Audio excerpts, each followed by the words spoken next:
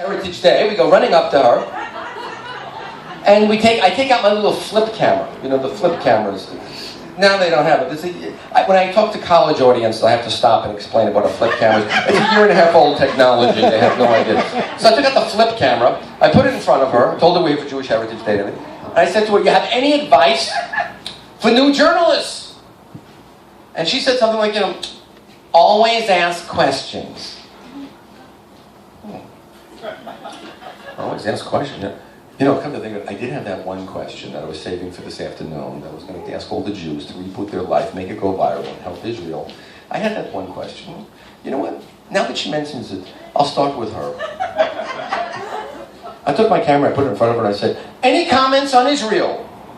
And she looked at the camera and she said, tell them to get the hell out of Palestine. And I said, ooh. A week later I was on Fox News. Rabbi Nesenoff, when you said, ooh, what were you thinking? And I remember I said, I was thinking, ooh.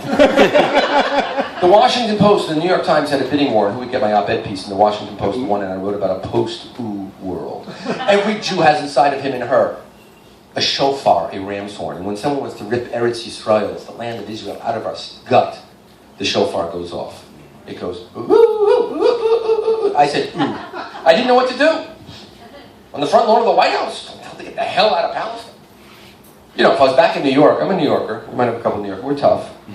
I'm a tough guy in New York. If I was behind a bar in New York and a bunch of skinheads came over to me and said, tell them to get the hell out of Palestine, I'd get the bat out. I'd hit them, and I'm really tough. But here I'm at the White House. She's 89 years old. I'm the skinhead, for God's sakes. The whole thing was very confusing. I didn't know what to do. So I thought, I'm a journalist now for 2 minutes. 70 seconds now. There's 70 seconds. Thank you. I'll ask her a question. She said, tell them to get the hell out of Palestine. I said, where should they go? And she said, home! Oh my God. Home.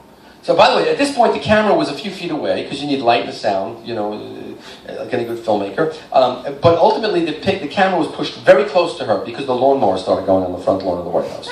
So I moved it very close. So everybody says, Nesenoff's signature style is the camera close to the face. So, but I pushed it close because the lawnmower in the middle of the whole thing. So I pushed it close, So she said later, I didn't know there was a camera there. My dentist doesn't. It was like, you could hear her fighting the camera while she's talking. So and by the way, I often wonder, why did the lawnmower start going on the front lawn of the White House? How does that happen? So I have a good imagination. That's why I shouldn't go out the floor. But I picture, Michelle saying to Barack, the Jews are coming this afternoon, the place is a mess. Get the weeds, get the barbecue, put the lawn furniture, get the lawnmower. And Barack, like every good husband's out there. So, I don't know. I don't know if that's true, I just imagine. But anyway, so where should they go? She said, home! And because I asked the next question, I'm drinking good wine tonight, and I'm going to have a good meal later. And I get to meet you people, because I asked the next question.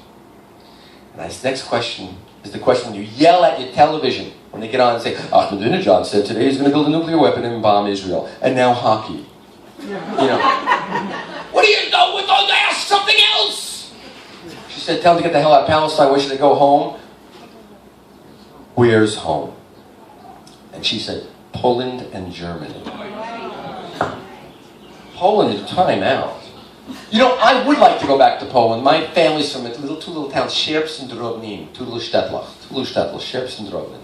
I want to go back there. I was thinking of going this summer, but I really want to go back in a time machine. And I want to set the time machine for pre-Holocaust, a Friday. And I want to go and I want to smell what Sierps and Drobnin smelled like then. Because it wasn't just that the rabbi and his wife made a challah. Every Jew in the town made challah. Every Jew. And I want to smell what it smells like to have every entire town of Yidlach, of Jews making challah. And I want to see through the brush, through the leaves, I want to see the candles from every home kindling. Because every single Jewish home and every Jewish mother and child lit Shabbos candles. Not just the rabbi and everyone in the town. I want to go back and see what that's like. And during the week I want to go and see the Pripyat that Steven Spielberg used in his movie. I want to go back and see that hearth, that oven, that fireplace, where the Rebbe taught the little kinderlach I want to go back and see what, but I cannot, Mrs. Helen Thomas. Because in Sherbs and Drovnin there are no more challahs. And there are no more candles. And there's no more pripetchik, and there's no more rabbis. And there are no more kinderlach. There are no more children. They've been gassed and killed and burned and shot. And I stand there as an American citizen with my son, an American citizen, at the White House on Jewish Heritage Day, standing in front of the reporter who had the luxury and privilege for 60 years to have the opportunity to report the truth to the world. And she tells to me, tell him to get the hell out of Palestine and go back to Poland and Germany. She didn't say go back to Tel Aviv. We know what she meant. She said go back to Poland and Germany. I didn't know what to do, so I said to her, are you familiar with the history of the Middle East? And she said, I'm from Arab background. So, So I started speaking to her in Arabic. Apparently Mrs. Helen Thomas of Arab background doesn't speak one word of Arabic, and Rabbi Nesenoff speaks two dialects, Egyptian and Palestinian. The lady that was with her, there's a little lady that was with her, said, I gotta go. And they ran away.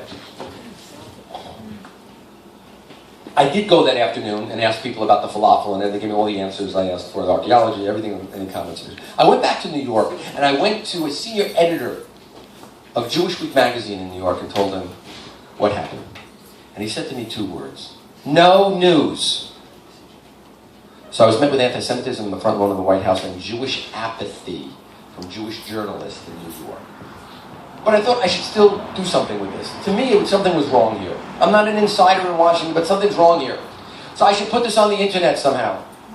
But as everybody here knows, if you want to put something on the internet, it doesn't matter if you're a multi-billionaire with 3 Lear jets and 50,000 employees. If you want to put something on the internet, you need a 15-year-old to do it. Or a 12-year-old, but who can afford a 12-year-old?